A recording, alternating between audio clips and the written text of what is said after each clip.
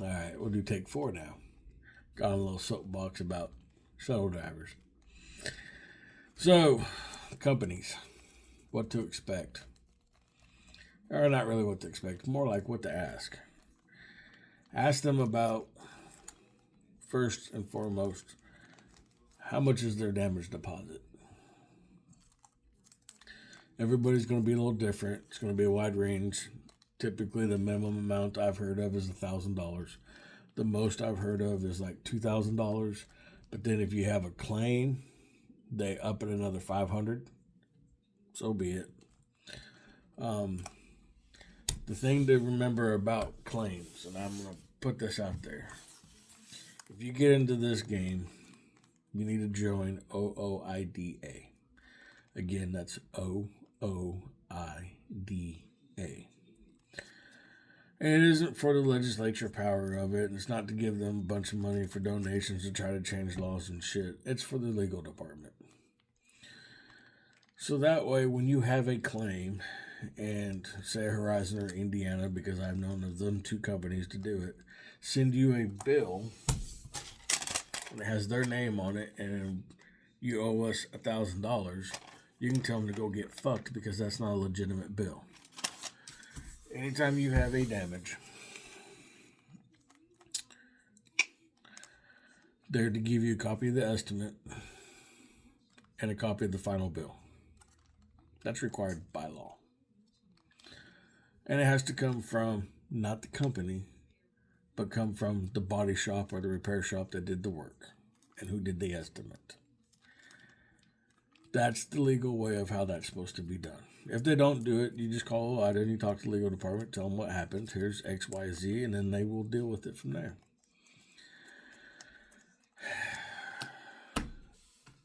Also, this is for you Patrick Marine guys. My understanding is that you are being charged for an ELD.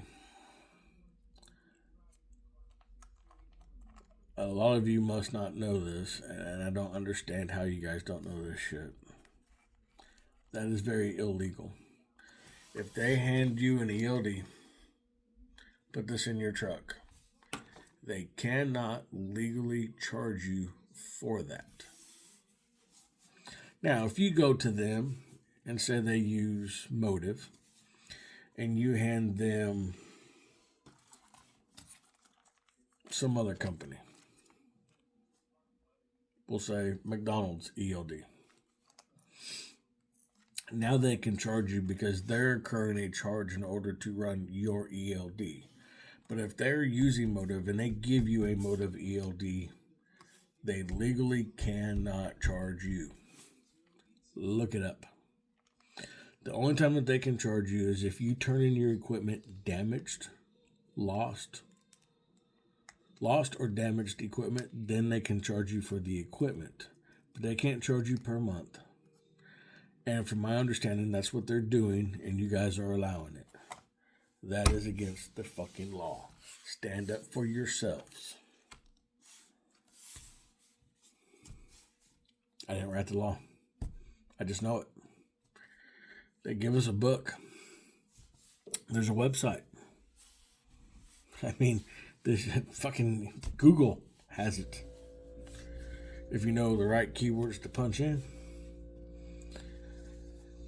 Guys, we are in a highly regulated industry. Just like Dumbo and Company, from what I've seen, I don't know if they're still doing it, but it's called Truth in Leasing. They have 45 days to return your bond to you. They cannot legally hold it.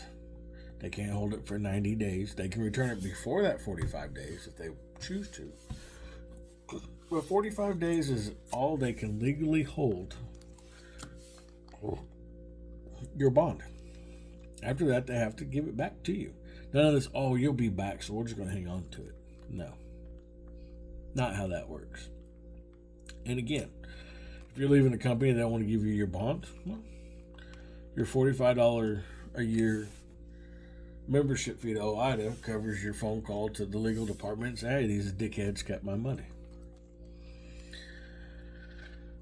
So, um, so there's that. You can ask about rates. Um, like I know, like I know this answer to this company. So Bennett multi haul.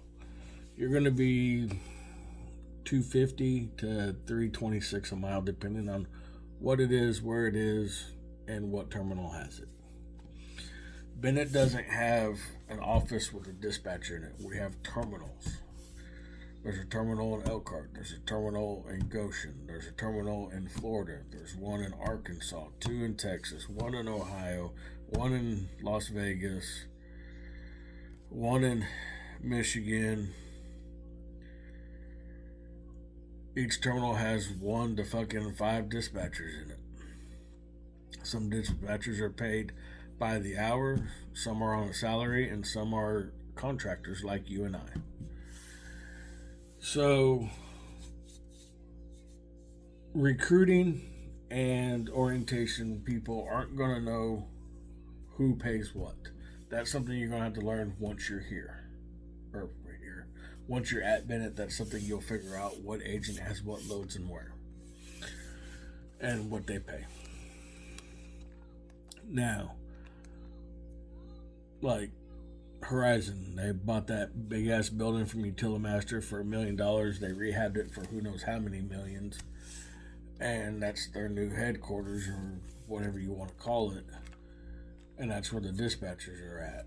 Back in the day, they used to be in Wakarusa, and when you walked in the door, off to the left was a row of windows, that cubicles, if you will, and that's where your dispatchers were. And I'm sure that they were not. I'm sure they were paid by the hour, or paid a salary and then maybe a bonus or something like that. Bennett's contract dispatchers, they're 1099 dispatchers or load agents, whatever you want to call them. They're paid on a commission, 11% of what they bill out. So it's in their interest to actually get more money per load, because the more money they get you, the more money they get. Their 11% gets bigger. So that's something that sets Bennett apart from everybody else. What also sets them apart from everybody else is Bennett's the only company up here that's paying a percentage. And in doing so, we get to see what they make. We get to see what the factory is paying them. And then we get our 80 or 79% of that. Versus if you're paid by the mile, that's it. You're paid by the mile. Here's $1.80. Have a good day. Take the load. Be done. One thing you're going to want to ask companies is, what are your rates? And do you have different rates for different routes or different parts of the country? And do you have, what's your CDL rate? What's your non-CDL rate? What's considered CDL? What's considered non-CDL? I think Wave does the foot rule, like 35 and under is one price, 36 and over is another price. Going south is one price versus going north. And they're not the only ones. I'm not just picking on Wave. Horizon does it. Indiana loves to do it. Indiana, I mean, them sons of bitches right there.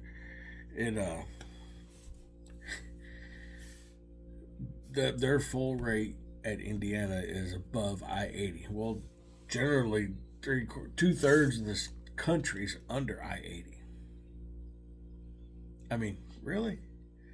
But, I mean, people knocking down the door to go work there. And the reason being, and I'll get into that, is their load board. But I'll get into load boards in a minute. But write all this shit down. Figure out. You're gonna need a tablet, or not a tablet, a paper, a notebook. There we go. You're gonna want to get a notebook and write down the company name, and then write down, okay, their bond is X dollar amount. They pay $1.80 for this. They pay $1.70 for that. They pay 14 cents more for this. They pay 8 cents more for that. Blah blah blah blah blah. Every company will pay tolls outbound, but not inbound. Keep that in mind. When it comes to tolls, I don't go to a lot of states where I have a lot of tolls. So what few tolls I do have, I just pay it. I'm not worried about turning it in. And then that's the other thing you need to find out is what is the process to get paid on the tolls. Um, it is amazing that when I was at Maple Tree, Maple Tree is owned by Forest River. That's all we hauled was Forest River products. And I could take a trailer and I could go out to um, Pennsylvania, New York, uh, out in that area. I could go, I could run the toll road out, make my delivery, send in my paperwork, come back to the yard and turn in my tolls and get paid. Get paid for the load, get paid for my tolls. Come to Bennett, now I'm told you can either, if you take a Forest River product, you either turn in your paperwork with your tolls, so when you get back from your return, or you, if you turn it in at delivery, you're not going to get paid for your tolls. Get paid for your tolls. Because if you paid cash, you had the receipt, so it's no big deal. But if you have that transponder, Easy Pass, that's 2 to 3 days lagging behind. So at Bennett, with a Keystone product, she'll turn in your estimated tolls. But with Forest River, you have to wait until it hits your account and then turn it in with your paperwork because she says that she can't resubmit it. Once she submits it once, she can't submit it again, which I know is bullshit because why can Maple Tree do it? But Bennett can't? What's changed? Nothing's changed. And my theory is that the fucking payroll girl that does campers out of Goshen is just fucking lazy. But, Bennett's not going to get rid of her because I don't like her. It is what it is. So find out what the process is to get paid on your tolls, on your outbound tolls. If you have to wait, then you gotta wait. Otherwise, just eat the toll, turn it in. Like I said, I don't do a lot in tolls. I don't even think $300 a year in tolls, maybe. So I just pay it and write it off. I'm not worried about it. Load boards. Find out if they have a load board. Find out if you can self-dispatch from it. And if you can, find out what it takes to self-dispatch from that. So, and the reason why I say that is, so Bennett has a load board. You still have to call the dispatcher to get the load. Indiana has a load board. And my understanding is from day one, you can log in that thing, click. Oh, there's the load I want. Click on it and dispatch yourself on it.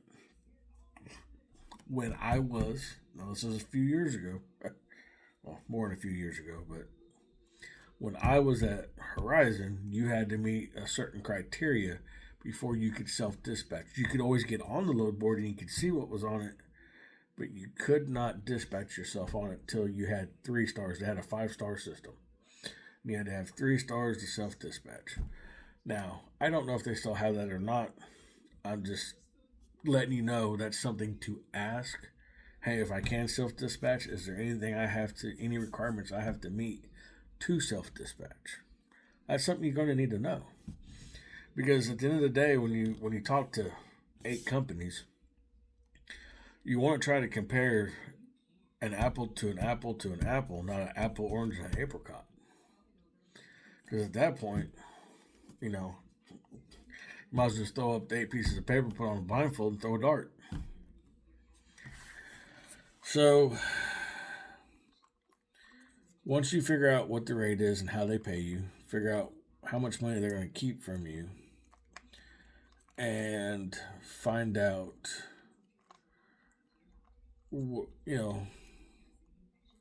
where stuff's at, as far as find out where the yards are at.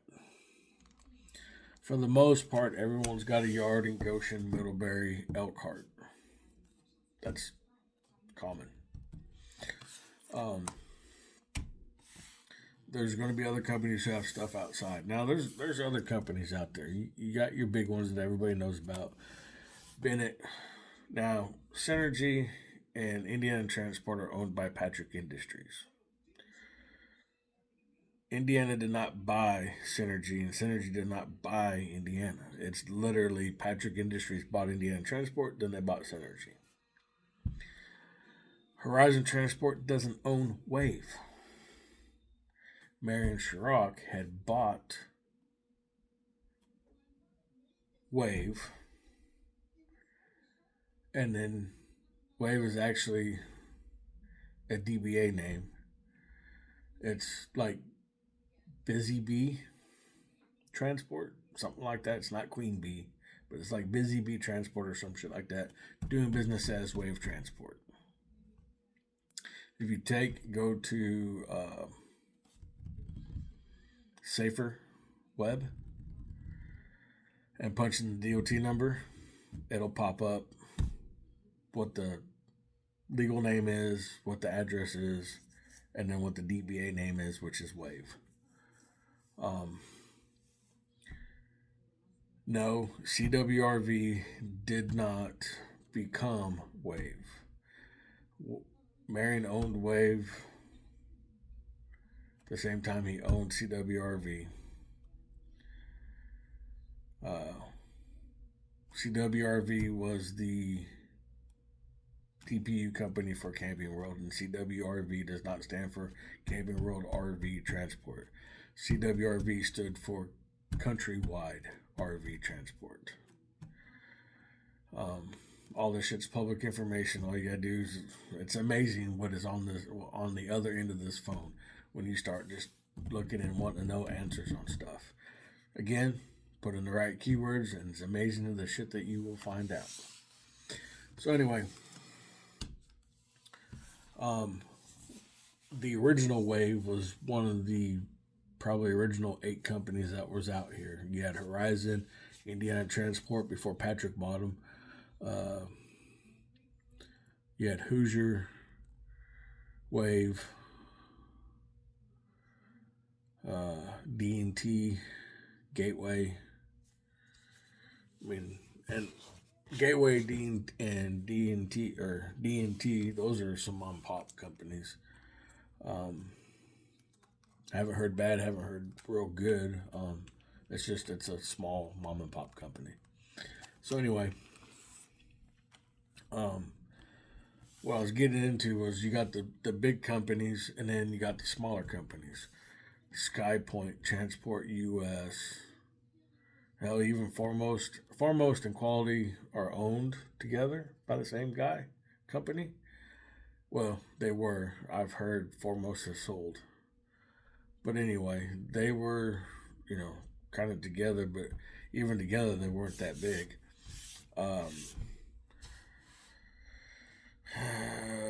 Team RV.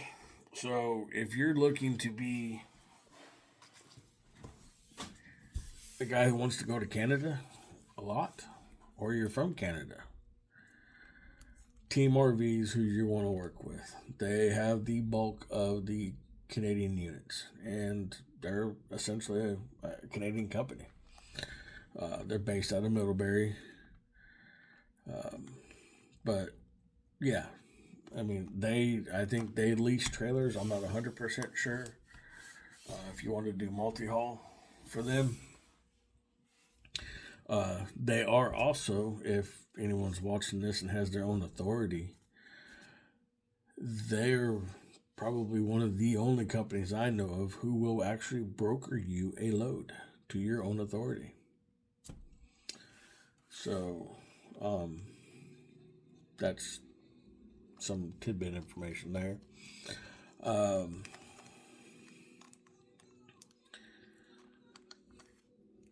Find out about their shuttle fees. Every company's going to have shuttle fees. I think I don't know if I went over this. I may have. I don't remember. You make 4 takes. You kind of forget what you've gone over and not gone over. But anyway, find out what the shuttle fees are. So you want to know what fuel card they use, what's the fees for that, what is the shuttle fee, what is the shuttle fee, how is the pay structure, how does that work, um,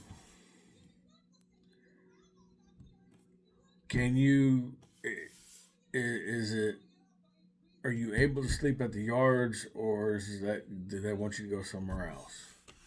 Um, I know, I don't know if it's still being said or not, but when I was at Horizon, we were told that we could not sleep at the yard, or could not sleep in Goshen at the County Road 38 yard, because it was against city ordinance. Now, being that I was a cop for 11 years, I know that when you write a city ordinance like can't park on grass, that applies to everybody. That applies to a guy who, if his house is on 10 acres and he's in the city limits, technically he can't park on grass. He has to park on gravel or on concrete or on dirt. He just can't park on grass. So, with that being said, with the Goshen yard, when you pull up, you got a building, you got a driveway on one side, driveway on the other side. Over here on the left, you got a big spot that's cut out. If I can't sleep in that dirt spot on their property, then that means the city ordinance would also apply to the BP at the corner of 33 and 38. That ordinance would apply to the Speedway on 33, and it would also apply to Walmart at both ends of town. That you can't sleep there.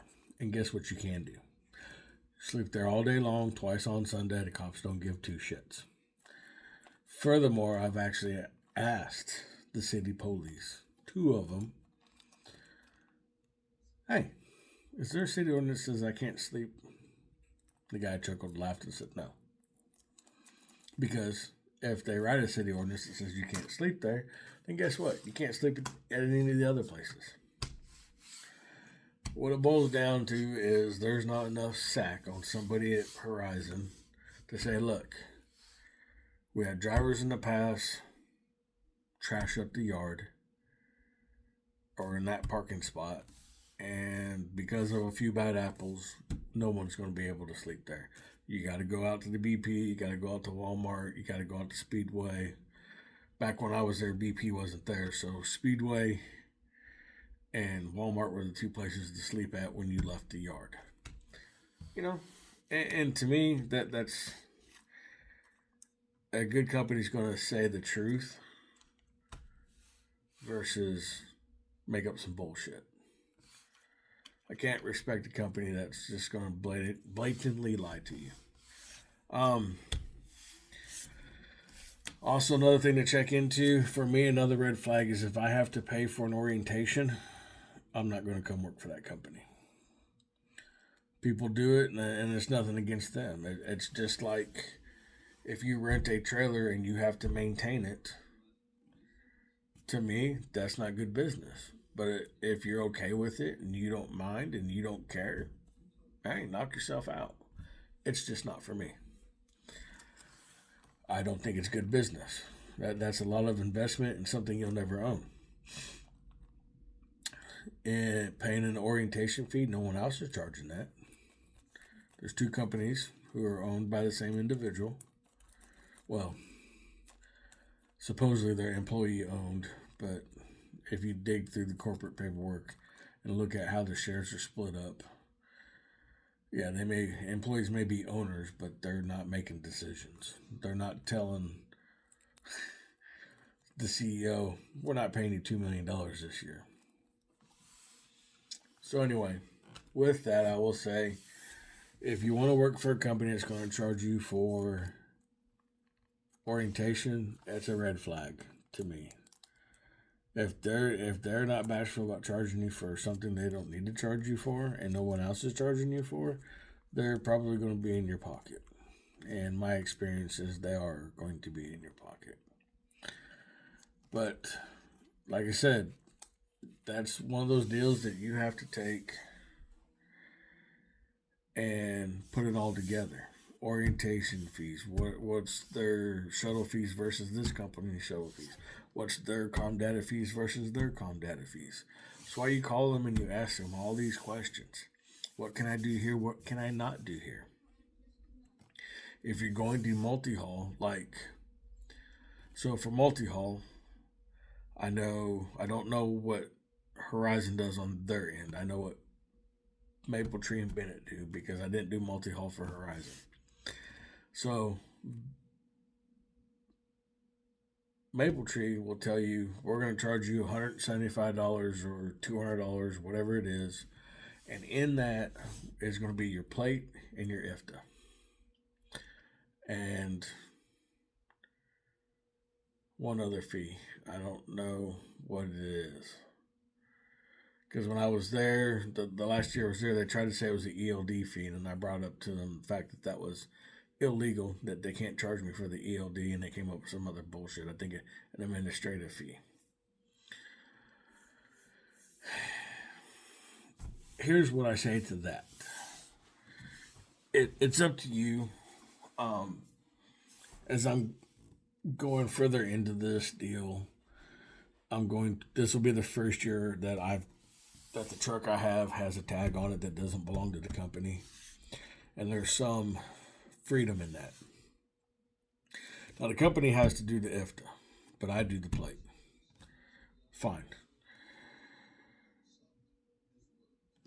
I do know that if you buy your fuel right and you pay attention to the IFTA rates and where you're going and plan your routes out, for the guys at Maple Tree, you'll end up paying more in IFTA than I will by them going with their whole $175 package bullshit deal.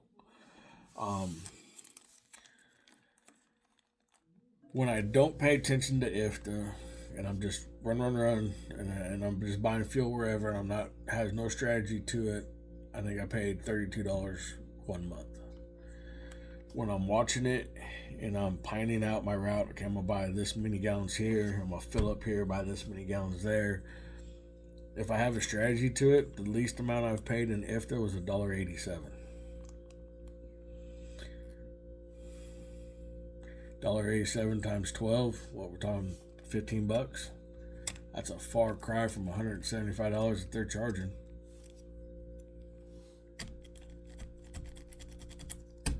So just think about that. I do know that Bennett, at the end of the year, when you get your 1099, they will literally list what you've paid in IFTA, and they will actually list what you've got back in refunds. Because the easiest way for me to explain IFTA to you is look it up. There's 100 other websites, guys who can articulate the English language better than me. But basically, you buy your fuel in a high tax state and you drive in a low tax state. So, prime example is you fill up in, say, Illinois for $1. You drive through Missouri.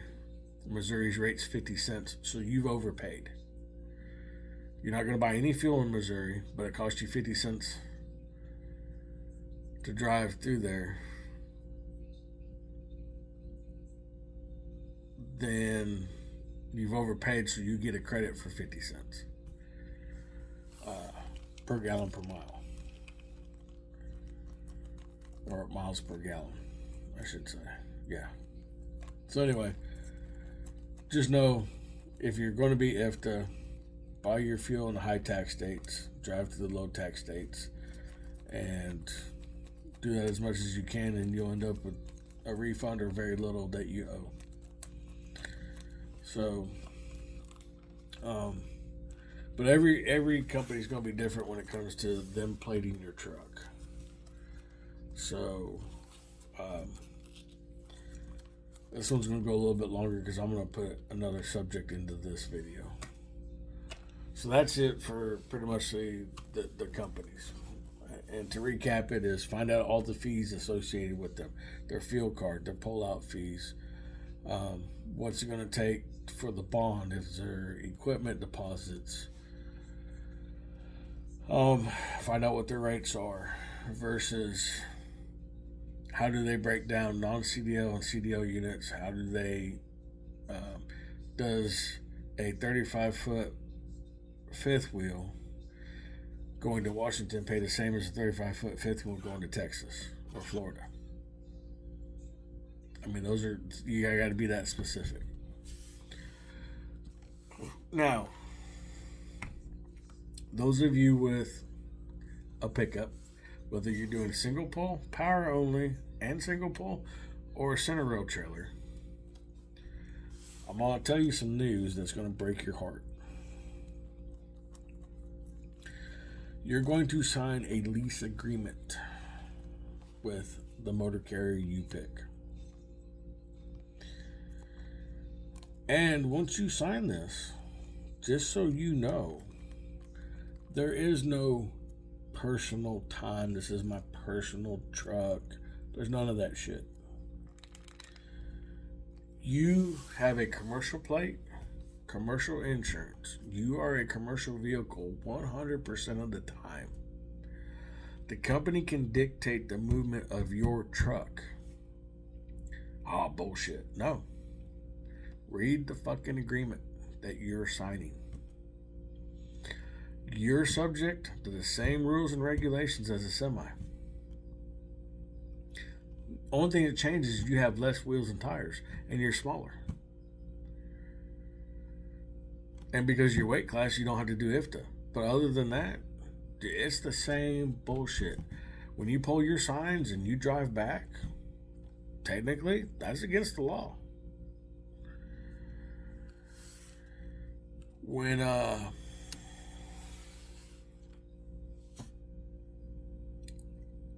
you bypass a scale,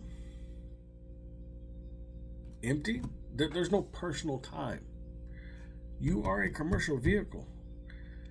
It doesn't. The lease agreement doesn't state, oh, it goes back to personal, because it doesn't. You have commercial insurance. That's why you have unladen insurance. Unladen means you're not loaded. It used to be called bobtail. And then there was a company that got in a fucking wreck. And, of course, that company's not around anymore. And it changed after that. Now it's unladen. Bobtail was unacceptable. Now at Bennett, we have bobtail. Bennett's self-insured. But we have bobtail insurance. It's $40 a month. Now,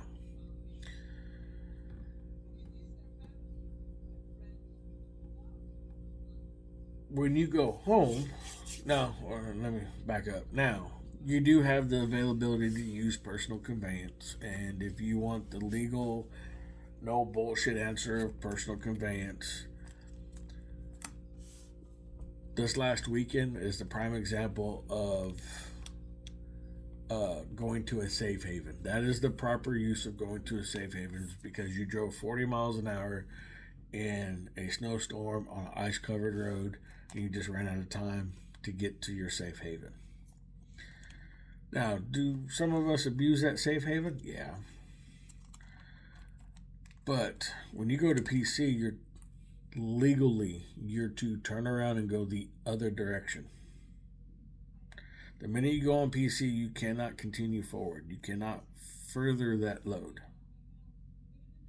No ands, ifs, or buts about it. You are supposed to turn around and go the other way. Find a spot, go to bed. Get up next morning and then continue on. Do we do it? No. Will it bite you in the ass someday? Hopefully not. I don't wish that on anybody. Because what you do is a matter of federal record, and if you don't have your I's dotted, your T's crossed, better hope you like prison, because that's where you're going to go. Now, Bennett's policy is you're to log from the time you leave home to the time you go back home. That's their written policy. Do some guys follow that? No. I know of a guy who doesn't. But hey, that's on him. That's he has to deal with that shit, not me. Now, once you return home, Bennett doesn't care if you take 3 weeks off and drive to Alaska under PC. They don't give a shit. Some companies will.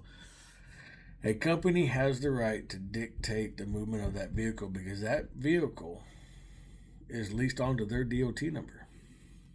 That vehicle is part of their fleet.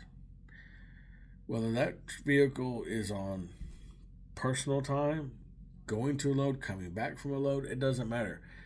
And that if that vehicle is involved in a wreck, that affects the company. There's guys who will sit here and argue with me all day long, and I'm telling you right now, you guys are fucking wrong. Now, the insurance that you guys have on your vehicles, that's commercial insurance. And it doesn't cover your horse trailer, it doesn't cover your camper, it doesn't cover your utility trailer. I've got a hitch on my semi. If I hook up my 16-foot car trailer to it and take a load of scrap to the metal or scrap metal to the scrap yard with the Peterbilt, that trailer load is not covered. Nope. If I hook onto a camper or hook onto my boat and go to the lake, the boat's not covered.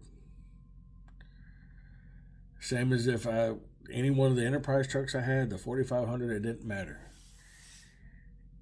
If your truck is leased to a motor carrier, the insurance provided by that motor carrier is not going to cover your items. Oh, but I've got an insurance agent that I've been using for decades and I've got my policy through him. Here's what you guys don't understand. And I don't know if it's just because you don't want to understand it or you just don't care to understand it. Your agent is not the one who's going to pay your claim. You're going to call him and you're going to tell him, hey, I was in a wreck with my fifth wheel and my 1-ton. That's leased onto another company or like leased onto a company. And he's going to put it through to his underwriter. And then he's done. The next phone call you get's from the representative on your claim, who is going to run the VIN number of your truck. And when they find out that it has commercial insurance on it, they're not going to pay your claim.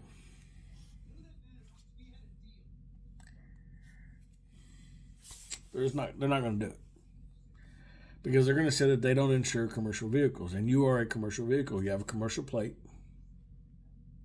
a weighted plate, and you have commercial insurance. You have a lease agreement. Yes, you're paying for the truck and you maintain the truck, but you have a lease agreement with a motor carrier.